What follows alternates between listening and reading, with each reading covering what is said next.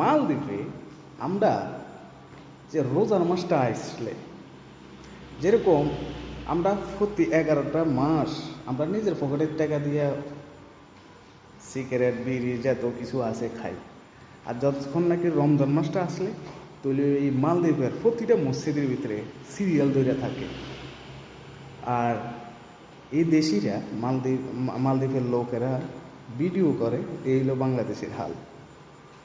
তো আসলে আমরা মালদ্বীপের 10 টাকা খরচ করে আপনি ইফতারি করতে পারবেন না, আর আমরা যাই কত লম্বা সিরিয়ালের ভিতরে নাম্বার এত বড় সিরিয়াল ধরে বইয়া থাকেন, মানে বিভাগ নাই।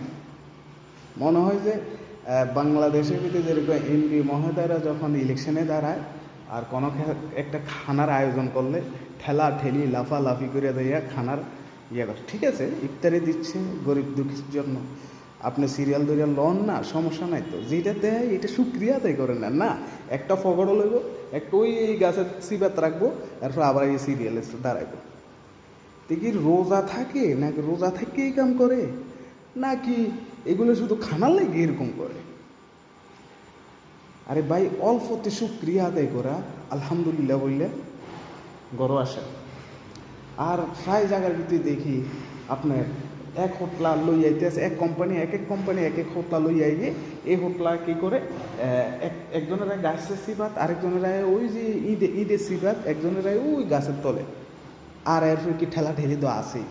আর মধ্যে দিয়ে মজা লাগাটা এই দেশিরা ভিডিও করে আর কই দেখে বাংলাদেশিদের হই আলাবস্থা।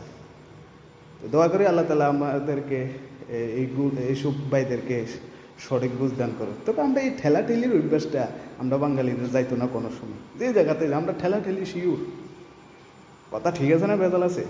দেখেন, ভালো থাকবেন। আসসালামু আলাইকুম।